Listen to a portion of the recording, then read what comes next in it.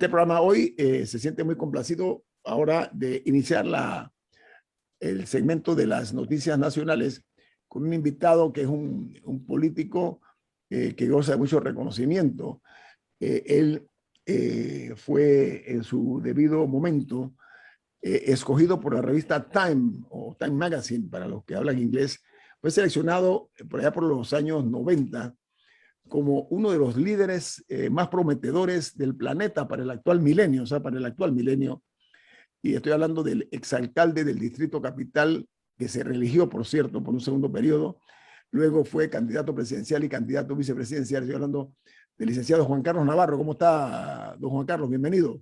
Muy buen día, Ñito, Milton, Camila, y muy buen día a todos nuestros oyentes. Y Daniel, por supuesto, gracias. Gracias.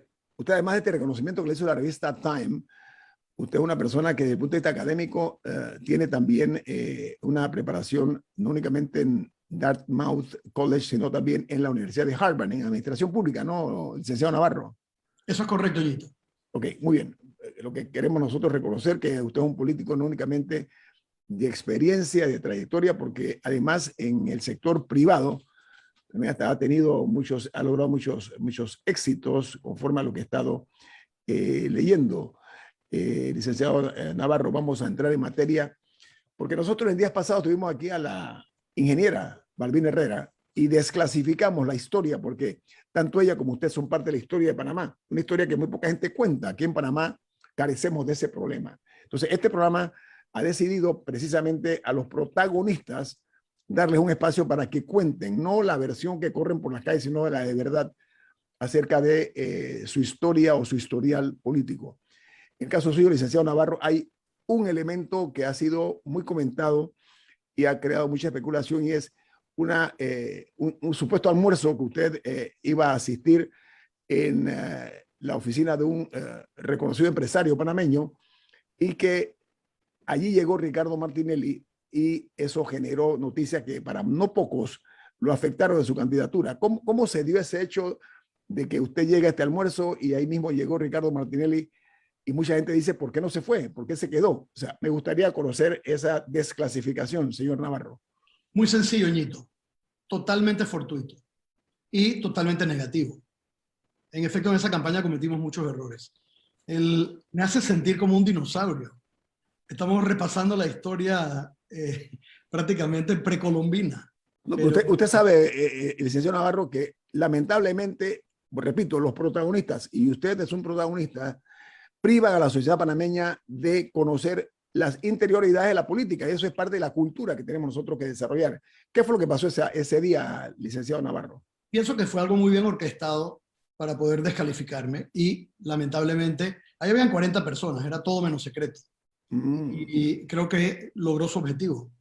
En esa campaña nuevamente cometimos miles de errores, y era una campaña que debimos nosotros sin duda haber ganado, pero se aprende y se sigue. Yo en estos días, te digo la verdad, y le comento lo mismo a Camila, a Milton, yo estoy más interesado en el futuro que en el pasado. Es importante conocer el pasado para no repetir los errores. Claro. Sin duda.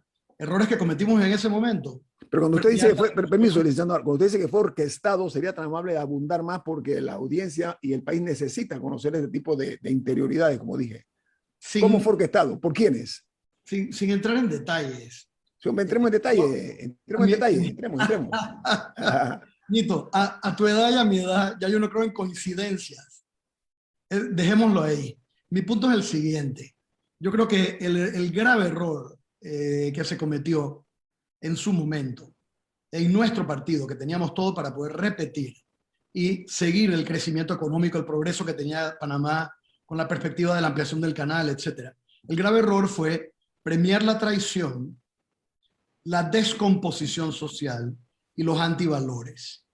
Y ese proceso de descomposición y esos errores cometidos en ese momento, nuevamente yo acepto los propios míos, empiezo desde ahí, eso fue lo que nos llevó eventualmente a una presidencia del señor Martinelli, posteriormente una presidencia del señor Varela, etcétera, etcétera. Oiga, pero cuando usted dice traición, ¿fue una traición interna o externa o combinada? Sin duda interna. Interna, una conspiración.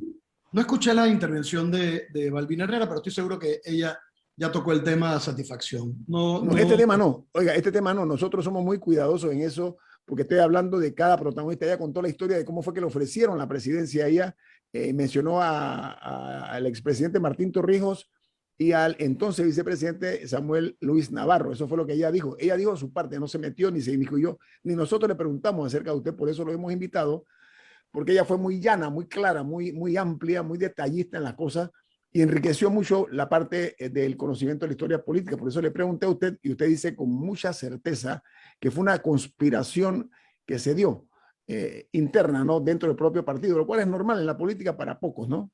Nieto, tú sabes que viéndolo ahora con perspectiva, Ajá. estoy seguro que Balbina Herrera ya entró en todos esos detalles. Nuevamente, no lo he escuchado, pero no voy a entrar en eso. Lo que sí te puedo decir es que viéndolo ahora, desde aquí, no le hicieron ningún favor, ni a ella, ni al país. Creo que ella tenía por delante todavía mucho que dar a este país. Y lamentablemente, hasta ahí llegó. Acabaron con su carrera política. Su O sea carrera que, continúa, dice, señor Navarro, ¿usted continuará claro en que la dice carrera política? tú has oído el dicho ese, dice, beware of Greeks bearing gifts. Yo te diría, traducido para nuestra realidad, mucho cuidado con políticos que vienen a ofrecerte regalos. Sobre todo si son regalos envenenados, Aparentemente este fue uno de ellos. de promesas que no se cumplen. Oiga, A mí lo que me licenciado Juan interesa Carlos Navarro, realmente, Nito, mi interés es el futuro. Yo bueno, pienso que vamos a hablar Panamá de se futuro, sí, debate vamos a en hablar de medio futuro.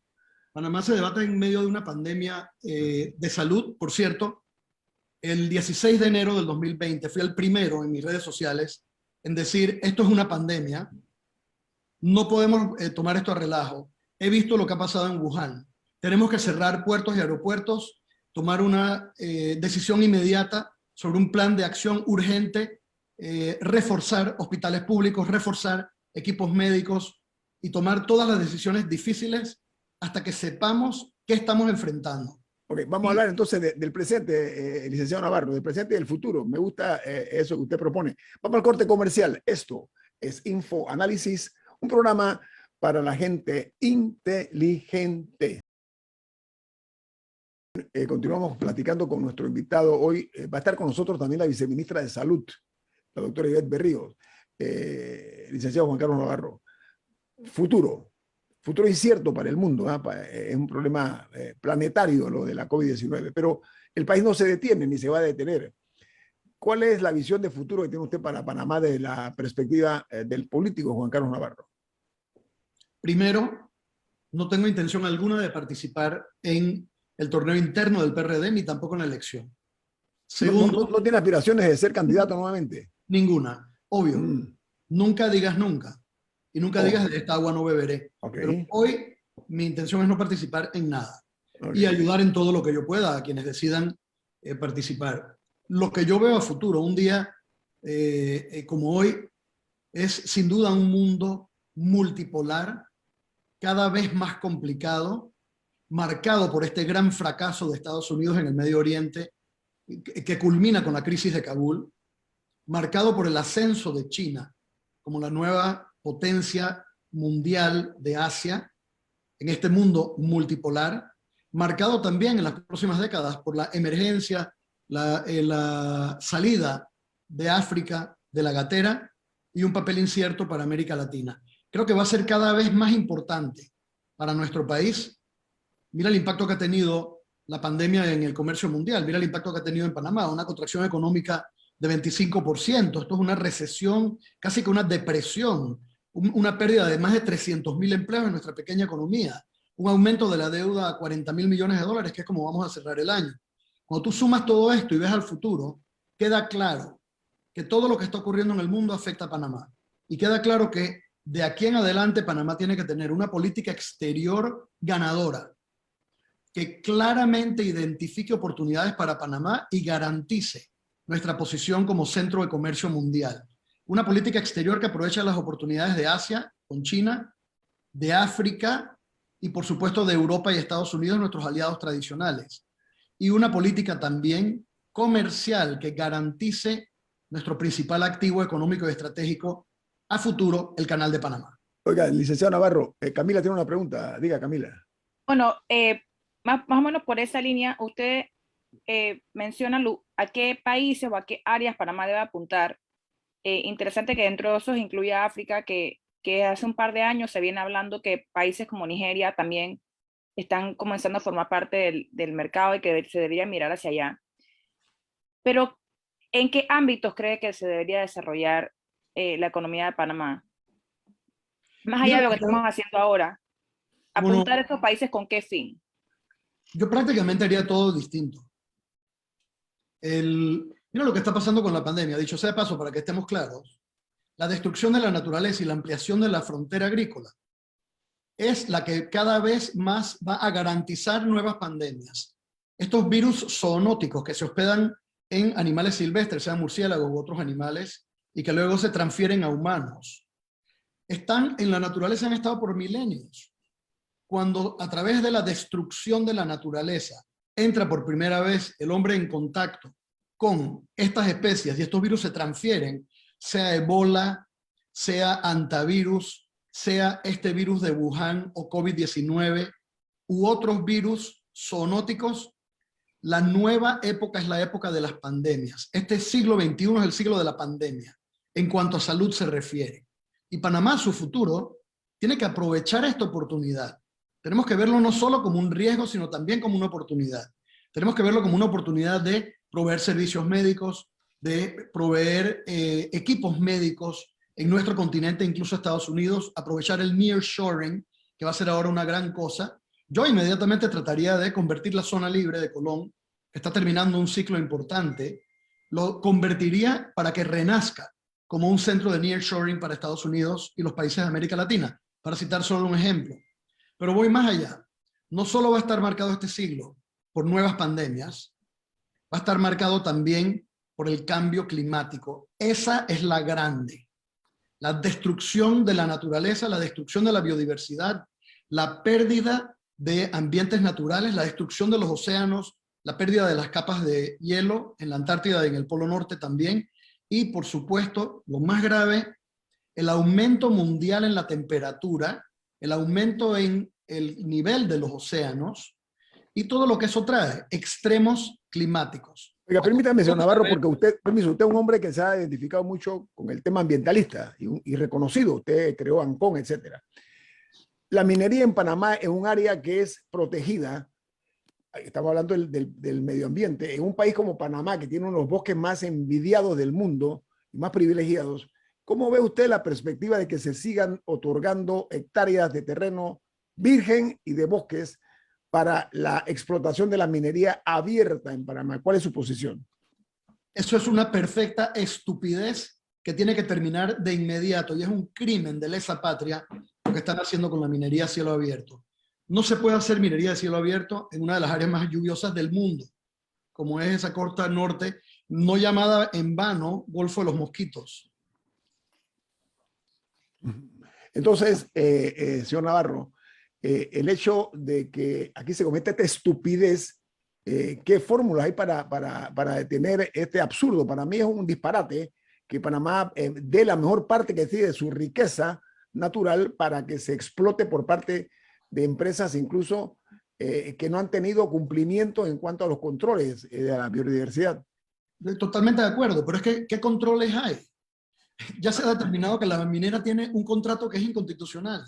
Se ha determinado adicionalmente que el país no tiene la más mínima capacidad de supervisar lo que esa gente hace ahí. No sabemos lo que esos tipos están haciendo ahí. Y esa mina se ha salido de su camino para hacernos daño. Cada vez que toman una decisión es la peor ambientalmente para Panamá. Te cito solo un ejemplo. No solo todo lo que están destruyendo con el beneplácito de autoridades que para mí son criminales todos. Y algún día pagarán por sus pecados, aquí o allá arriba. Pero, Sino que señor Navarro, dice que tenemos... Aprovecho el tiempo. ¿Cómo es posible que si ellos tenían que montar una planta de energía, buscaron la peor tecnología del mundo, la más contaminante, carbón? Están cerrando las plantas de carbón en el mundo entero. Estos señores han montado una planta de energía con carbón para asegurarse que pueden contaminar al máximo y hacerle el máximo daño posible a Panamá. Son todos unos ampones. Para mí, tienen la misma categoría moral que los traficantes de droga o los esclavistas, personalmente. Y dicho sea de paso, esta fiesta acaba pronto. Si la gente no está entendiendo que el cambio climático y las pandemias son consecuencia de estas estupideces, entonces estamos mal. Yo sí lo entendí muy bien hace muchos años, en 1985. De hecho, cuando Visión, viendo lo que venía, fundamos ANCON con un grupo prominente de científicos y empresarios panameños. Lo hablaba hace 2 días en el Consejo Asesor del American Conservation Coalition, donde estuvimos hablando de estos temas y de cómo se logran consensos políticos para poder combatir el cambio climático.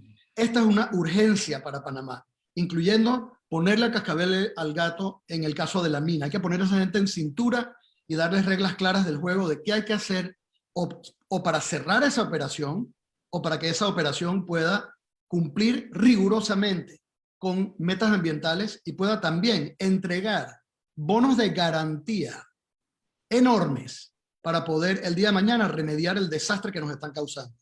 Señor Navarro, usted tipifica esto como un acto delincuencial.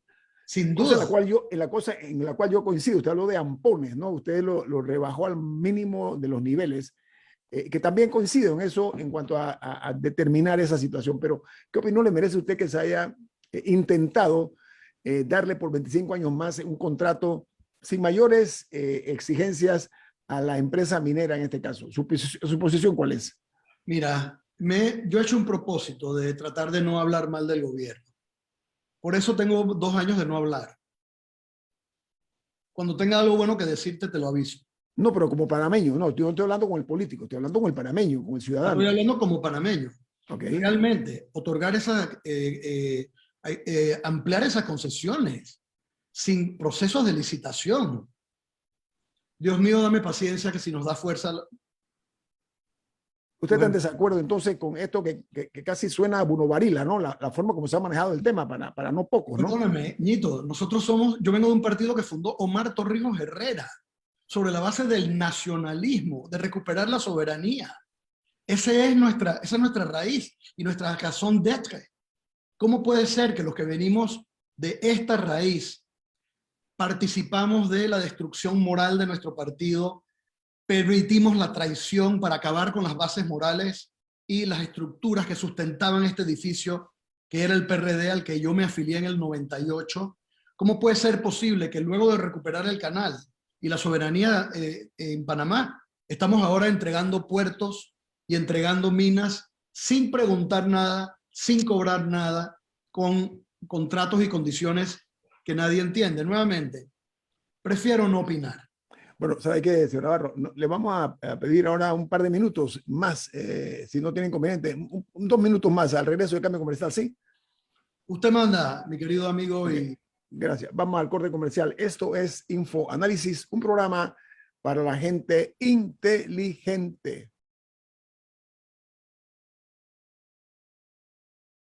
Don Juan Carlos Navarro, continuamos con usted unos minutos más, le pedimos y usted muy generosamente nos regala un par de minutos más. Usted toca un tema interesante dentro de la variedad de temas y yo quiero reconocer que usted es un miembro del PRD con una trayectoria importante, lo más alto. Usted fue secretario general del partido también, ¿no? Correcto, y dicho sea paso, estoy bien, entonces, muy agradecido. Estamos hablando no con un político del PRD común y silvestre, usted es una de las personas, por eso hablaba de personalidades. A ver, nosotros hablamos un pequeño paréntesis, Ñito. Yo estoy muy agradecido con la oportunidad que me dio el PRD. Okay. 2 veces fui alcalde, la segunda vez reelecto con el 60% del voto, y yo creía en ese partido, al cual yo me inscribí en el 68, y no tengo sino un agradecimiento inmenso para toda la gente buena, decente, trabajadora, que es la mayoría del PRD. A todos ellos un abrazo. Allá hay gente buenísima, gente que cree en la ideología torrijista de verdad, que creen ayudar al prójimo, que creen el bien común, que creen la soberanía, que creen Panamá, que creen el trabajo honrado. Hay mucha. Bueno, a ver, Liceo Navarro, usted es un hombre que no es víctima de la abyección, que se ve mucho en algunos políticos, o sea, son como personas muy mansas, muy fáciles de manejar. Usted es una persona que tiene su propia personalidad y su propio pensamiento. En este momento y esta hora, voy a ir más atrás. Antes se decía que el PRD tenía cuadros, así como un equipo de béisbol que tenía segundo cuadro, tercer cuadro y todos eran estrellitas, así como Brasil, para llevarlo al tema futbolero. ¿Usted considera que en este momento en el equipo de gobierno están los mejores al frente del gobierno del señor Cortizo? Crudamente hablando. El equipo que gobierna con el señor Cortizo es el equipo de su confianza, que lo refleja a él. No, yo pregunté si es el mejor, no sé de confianza, no estoy hablando personalmente, estoy hablando a nivel de gobierno y de partido. ¿Son los mejores cuadros para este momento, señor Navarro? Es tan difícil el actual momento. ¿Quién hubiera pensado que iba a haber una pandemia? Okay. Les doy el beneficio de la duda por el momento tan difícil que le tocó al gobierno. Ahora, habiendo dicho eso, pienso que el equipo que rodea al presidente no lo ayuda. Pienso que lo pudieran ayudar mucho más. Pienso que él hace un esfuerzo tremendo. Lo viví hace poco en Texas, donde me pidieron que presidiera la mesa de energía limpia en el Panama Texas Business Summit. Y unas semanas antes compartí un almuerzo con el presidente en Texas y en Austin, en la capital del estado, de hecho, y me tocó ver al presidente con una agenda apretada, cargada, haciendo un esfuerzo enorme, una semana entera dedicado a promover a Panamá. Y es mi impresión que muy pocos miembros de su equipo lo acompañan y lo ayudan. Creo que toda esa gente que está alrededor del presidente tiene que escuchar mucho más a la gente y tiene que apoyar mucho más al presidente y trabajar más duro. No puede ser que el presidente trabaje más duro que ellos tienen que trabajar más duro que él. Yo no estoy satisfecho con algunos miembros de ese equipo, todo lo contrario. Y por cierto, mi opinión no cuenta, Ñito. Los que nos están oyendo, díganme ustedes, los que me oyen en su casa, ¿ustedes están contentos con el desempeño del equipo que rodea al presidente? ¿Ustedes se sienten bien hoy? ¿Ustedes están económicamente mejor hoy? Porque yo creo que en este país la pandemia que en verdad nos está matando es la pandemia económica. Y ese es el tema. La prioridad 1, 2 y 3 es reactivar la economía, meterle billete a la economía y meterle plata al panameño de a pie en el bolsillo. Okay. Ese es el tema urgente. Crear empleo, mover la economía, ganar la confianza del sector privado que se ha perdido. Se ha perdido precisamente por la falta de transparencia, por la corrupción, por todo lo demás. Estas son las prioridades. Ojalá en este gobierno lo puedan lograr. Camila. Ahora, señor Navarro, una característica fundamental de cualquier líder es primero rodearse con los mejores y dos, saber cuándo es el momento de cambiar a su equipo. Con eso que usted está diciendo, que usted siente que hay miembros de su equipo que no lo apoyan, un buen líder sabe cuándo es momento de cambiar fichas. Al mismo tiempo, si bien usted nos expone que el presidente está haciendo todas estas cosas y que trabaja más duro que cualquiera de su equipo, eso no lo ve la ciudadanía. Las únicas veces que la ciudadanía va al presidente es cuando está en la comarca o en algún rincón rural del país entregando mochilas o cheques de ayuda social, o si no, tratando de pasar, entre comillas, undercover en el aeropuerto, haciendo estas cosas. También hay un tema de que todas esas cosas que usted menciona que se están haciendo no se ven. ¿Y cuánto de eso es decisión de su equipo y cuánto de eso es decisión de él? De no querer hablarle a la ciudadanía de manera directa. Así como, por ejemplo, al ministro Sucre se le puede criticar muchísimas cosas, y aquí lo hemos criticado férreamente, pero ayer, frente a un escándalo, Sí, Camila, se congeló la señal, sí, Yo, en general... Adelante, Juan Carlos, tu opinión de lo que preguntó Camila. Sí, el tema de la comunicación. El tema de la comunicación en el equipo de gobierno creo que ha sido un tema desde el primer día de gobierno. Ñito, tú ocupaste esa posición de ser el vocero del Estado. Tienes más experiencia que cualquiera de los que estamos aquí en manejo de comunicaciones. Y creo que hay un acuerdo o una opinión compartida general de que el gobierno no comunica bien desde el primer día. Y creo que a esto hace referencia Camila, y si ustedes lo están diciendo y lo están diciendo claramente, y son los expertos en comunicación, ¿qué puedo añadir yo? Sin duda que es así. En cuanto a lo que hace o no hace el líder, sugiero que le pregunten al propio presidente, cada uno es distinto. Sí te digo algo, Camila, yo hubiera hecho las cosas completamente diferentes, pero cada maestro con su librito. El presidente está haciendo lo que él considera es lo correcto. ¿Ha tenido o no éxito? Bueno, pues ese será el juicio que le va a pasar la historia y quedará como un buen presidente o un mal presidente de acuerdo a la opinión de cada panameño. Y por eso yo digo, la opinión importante no es la de Juan Carlos Navarro, la opinión importante es la de todo aquel que nos escucha ahora mismo. La gente que nos escucha está contenta con el gobierno, siente que tiene un gobierno transparente, siente que no hay corrupción en el manejo de la pandemia. Quienes nos escuchan están contentos con el porvenir económico que prevén a futuro en Panamá, ven perspectivas económicas halagadoras, piensan que el país está en buenas manos, ven que hay más seguridad en la calle. Pues de ser así, entonces están contentos con su gobierno. De lo contrario, no, y deben decírselo al gobierno. Y le corresponde al gobierno, y aquí yo sí me permito hacer nada más esta breve sugerencia. El gobierno tiene que escuchar a la gente. No están escuchando a la gente. Es normal que los gobiernos se aíslen. Tienen que pelear contra ese aislamiento diariamente. Las redes hoy en día te permiten salir de tu concha, de tu aislamiento. Camila, volviendo a tu punto, hay que aprender a escuchar. Hay muchas herramientas tecnológicas fantásticas para poder escuchar a la gente y poder saber qué piensa la gente de lo que está haciendo el gobierno y de las medidas que toma el gobierno. Sugiero yo, respetuosamente, al gobierno que escuche más a la gente. Porque aquí la gente, lo que yo oigo en la calle, es que la gente está hasta el tape, como decimos en buen panameño. Está al borde. No hay plata, no hay empleo, no saben cómo van a pagar la letra o la renta del apartamento o de la casa. No hay plata para poder mandar a los muchachos a la escuela que iban antes privada, tienen que ir a una pública. Los que van a la escuela pública tienen que pelear porque tienen que ahora ver cómo hacen para que sus chicos aprendan en casa, que es un lío en el mundo entero. Y todo esto con una presión para poner la mesa y para poner la comida en la mesa diariamente. Realmente la situación del panameño es preocupante y grave. Y creo, y no podemos descontarlo, que puede haber una explosión social si no atendemos las necesidades de la gente de manera urgente. Esto es lo que a mí más me preocupa ahora mismo. Ahora, ahí perdemos todos, licenciado Navarro. No, esto hay que evitarlo. Y por cierto, todos tenemos que apoyar al gobierno. Yo he visto, por ejemplo, y quiero destacar la gestión que está haciendo el señor Icaza al frente de la Cámara de Comercio.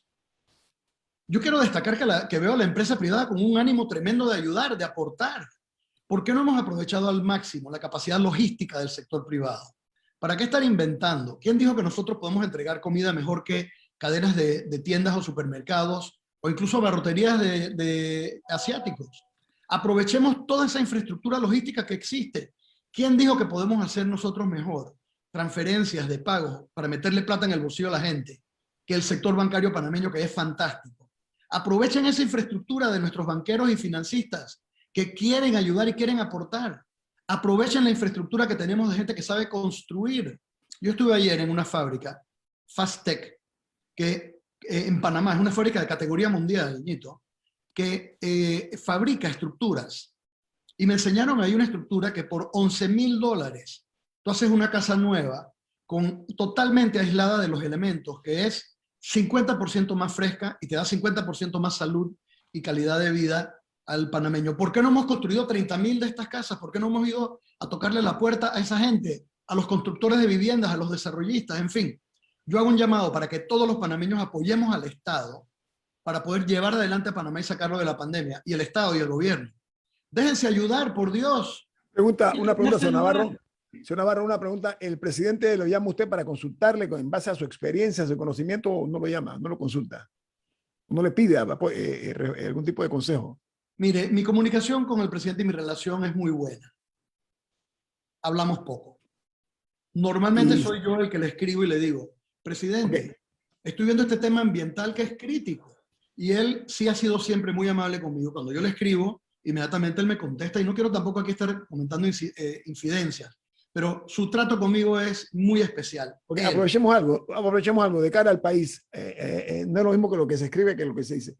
¿Qué le diría usted, un consejo no solicitado, por supuesto que lo estoy proponiendo yo, qué le recomendaría usted al presidente de la República hacer? Si usted fuera presidente, se la pongo más fácil. ¿Usted qué haría en este momento? Dígamelo, por favor, en 2 minutos. Sumaría las fuerzas de todos los panameños, llamaría a todos los panameños valiosos, del PRD y fuera, a toda la gente inteligente y capaz que me pueda ayudar. Llamaría a los Milton Enríquez para preguntarle qué tengo que hacer en Europa, o a Ñito Adames para ver cómo puedo mejorar mi comunicación, y a los Camila Adames de este mundo, y le diría qué hay que hacer para poder sumar a los jóvenes a mi cruzada por levantar la economía. Llamaría todos los días al presidente de la Cámara de Comercio para decirle qué más tenemos que hacer para levantar esto. Llamaría a Ned Cárdenas para decirle qué tengo que hacer para levantar el turismo. Llamaría a todos los empresarios para decirle qué requerimos para reactivar nuestra economía.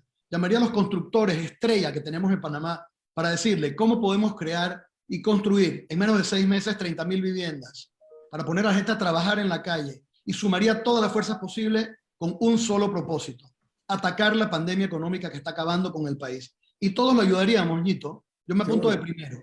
Oiga, señor Navarro, ha sido usted muy amable. Juan Carlos Navarro, gracias por estar en Infoanálisis esta mañana. Que tenga un buen día. Gracias a todos, que tengan el mejor día. Vamos al corte comercial. Estamos esperando que la viceministra de Salud se conecte. Tiene problemas técnicos. Me está escribiendo ahora mismo aquí. Vamos a resolverlo. Viene más en Info Análisis, un programa para la gente inteligente. Amigos, nos da muchísimo gusto tener la participación de la viceministra de Salud, la doctora Ivette Berrío, aquí en Infoanálisis. Bienvenida, viceministra, ¿cómo está? Muy buenos días, muchísimas gracias. Gracias por permitirme participar en su programa. Gracias, don Milton. Sí, buenos días, señora viceministra. Es inevitable que el tema del momento es el de los altos funcionarios del Ministerio de Salud que constituyeron una empresa y establecieron aparentemente ellos mismos un procedimiento obligatorio de hisopados para forzar a los que se dirigían a las islas del Golfo de Panamá a pasar ese procedimiento a niños de 5 años o menores que ellos los obligaban. Y pues el ministerio, al recibir la información, ha actuado informando que los ha destituido, si no entendí mal. Los separó. Separados para investigación, y el Ministerio Público anuncia una investigación por conflicto de intereses. Pero aquí parece que hay mucho más que conflicto de intereses. Hay conflicto de intereses, pero ¿hay alguna norma que realmente hacía obligatorio esas pruebas? Porque si no hay una norma que lo obligaba, hay otro delito al aplicar una normativa inexistente. Hay la posibilidad de que estuvieran aplicando hisopados con recursos del ministerio y no hay seguridad que sean recursos de la propia empresa. El dinero que ellos cobraban realmente constituye una estafa. O sea que quisiéramos saber qué tanto sabe usted como viceministra de lo que ha sucedido con estos altos cargos del Ministerio de Salud en una operación absolutamente despreciable, pero cuáles son las connotaciones probablemente delictivas que pudieran haber incurrido ellos y hasta dónde está dispuesto a llegar el Ministerio de Salud en este caso.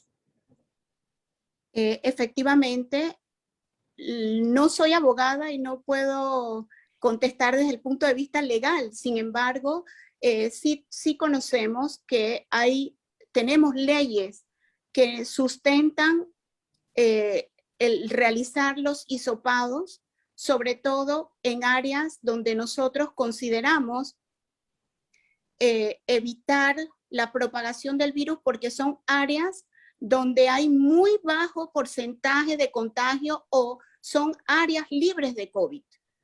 Sí nos sustenta la ley al Ministerio de Salud a realizar hisopados, porque de esta manera nosotros vamos a seguir teniendo el control de la propagación de la pandemia, vamos a poder desarrollar adecuadamente la trazabilidad y vamos a poder identificar personas contagiadas pero asintomáticas. Bueno, entonces para precisar, hay una normativa que autoriza al Ministerio de Salud a hacer este tipo de pruebas. Exactamente. Y el Ministerio de Salud, en efecto, habría contratado a esta empresa para la práctica de dichas pruebas. ¿Eso es así? ¿Hay un contrato? No, el Ministerio de Salud no contrata a ninguna empresa para realizar estas pruebas. El Ministerio de Salud hace las pruebas en los centros de salud y estas pruebas que se realizan del Ministerio de Salud son gratuitas. Okay. Entonces, cuando nosotros identificamos... Hay más que un conflicto de intereses en este caso al haber una empresa cobrando para hacer algo que el Ministerio de Salud hace gratis. Eso nosotros hacemos gratis estas evaluaciones en todos los centros de salud y todos los ciudadanos que requieran realizarse esta prueba pueden acudir a los centros a realizársela. Sin embargo, es importante mencionar en este momento que las clínicas, en el caso de los doctores mencionados, tienen su clínica privada y como ente privado pueden solicitar a través del Consejo Técnico de Salud digamos, una autorización o un permiso para realizar esta actividad. Pero permítame, viceministra, permiso. ¿Tenían el permiso?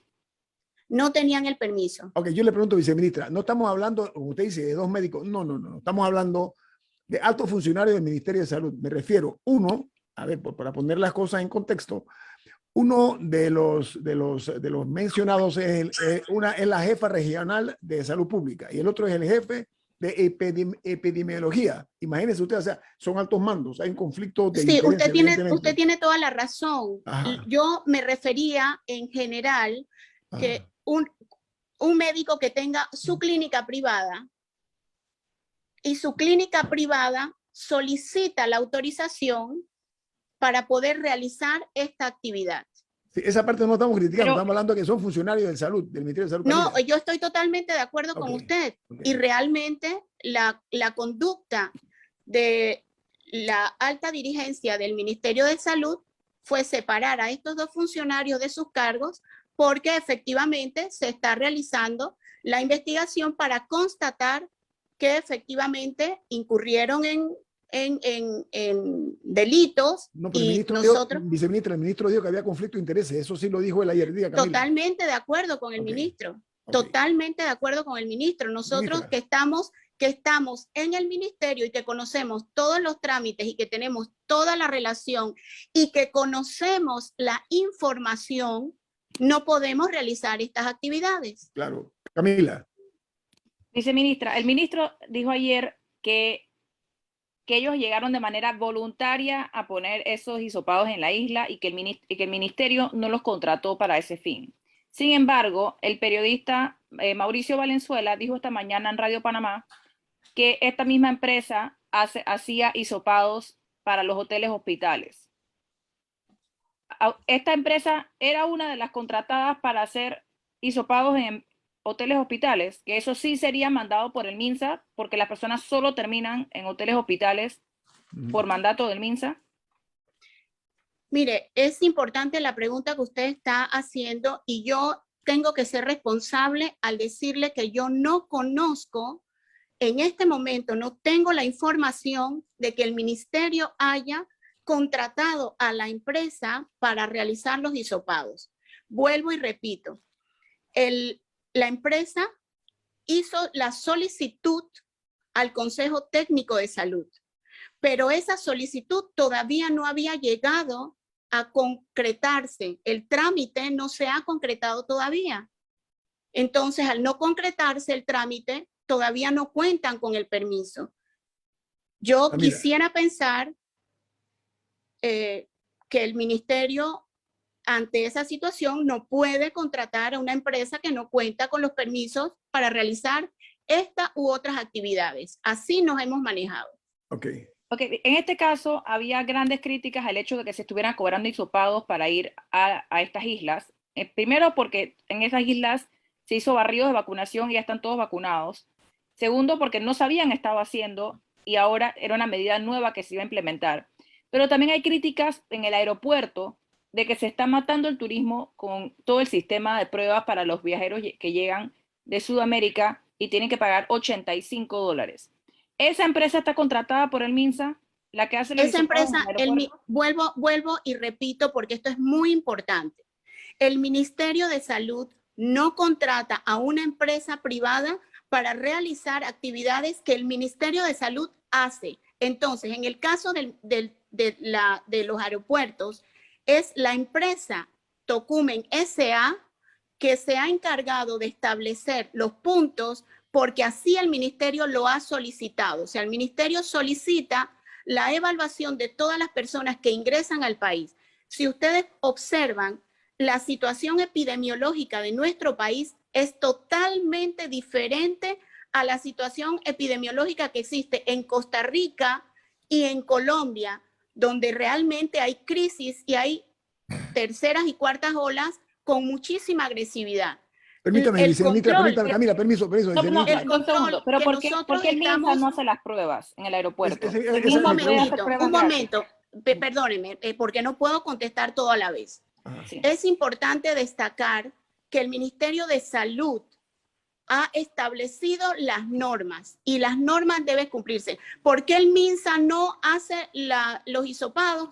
Porque nosotros hacemos los hisopados en los centros de salud y en los puntos de salud, llámese caja de seguro social. Eso sería una inversión aún mayor para el Estado panameño, cuya economía en este momento está en rojo. ¿Por qué? Porque estamos enfrentando una pandemia para lo cual no estábamos preparados y el gobierno la ha enfrentado adecuadamente con el control de la pandemia, haciendo trazabilidad, trayendo las vacunas a tiempo, que la inversión de las vacunas tampoco estaba presupuestado y se ha tenido que recoger de todos los ministerios, principalmente de salud, para poder enfrentar la inversión en las vacunas. Entonces, ¿qué ocurre con esto? Nos pone a nosotros en una situación económica muy delicada y nosotros no podemos enfrentar también y sopar a todas las personas que llegan al aeropuerto, extranjeros, que aún así vienen solamente de paso y se llevan entonces el hisopado hecho aquí en Panamá gratis para ir a Estados Unidos o a cualquier otro país. Viceministra, sabe que nosotros reconocemos en este programa y es conocido la labor que está haciendo el MINSA en materia de la vacunación. Eso nosotros hemos sido muy claros en eso. No obstante, el problema aquí es que se está cometiendo un crimen de lesa humanidad cuando se hace un negocio, ¿ok? A raíz de una pandemia. Ese es el tema. La pregunta que yo me hago. Yo estoy de acuerdo con usted. Permítame, si tenemos una situación económica asfixiante y hay el cobro y queremos motivar a los extranjeros a que vengan al país y hay un cobro de $85, que ningún país cobre ese dinero, ningún país cobra ese dinero por ese hisopado. Eso suena mal para efectos de los intereses del país. ¿Cómo se permite ese tipo de situaciones en Panamá? Yo no sé si corresponde a ustedes o no. Esa es la pregunta. No corresponde a nosotros, licenciado. Disculpe, pero el Ministerio de Salud no ha contratado ninguna empresa y no conoce las bases mediante las cuales se hicieron los contratos. Muy bien. Ahora, una última pregunta. ¿En qué momento ustedes se enteraron de lo que estaba pasando en el caso Labrador Chan? ¿Cuándo les llegó a ustedes la información de que estos funcionarios tenían esta empresa? Un minuto, viceministra. A nosotros nos llega la información a través de los medios de comunicación. Okay. Ni el ministro de Salud, ni mi persona recibimos, o sea, no pasa por el despacho superior los trámites de las empresas que están solicitando aval del Ministerio de Salud para realizar su actividad profesional. Eso no pasa por el despacho superior. Como presidente del Consejo Técnico de Salud, sí tengo conocimiento de las empresas que solicitan los permisos que le corresponden al Consejo Técnico avalar. Entonces, por eso yo tengo conocimiento que esta empresa todavía no había concretado el trámite para recibir su permiso para realizar la actividad que realizaban. Viceministra, agradecemos mucho su franqueza, la forma tan llana y directa como ha respondido las preguntas. La felicito, ojalá otros funcionarios sean como usted o yo, porque eso le hace bien al gobierno, le hace muy bien respuestas concretas y directas que espera la ciudadanía. Así que mis congratulaciones. Viene Álvaro Alvarado con su programa Sin Rodeos.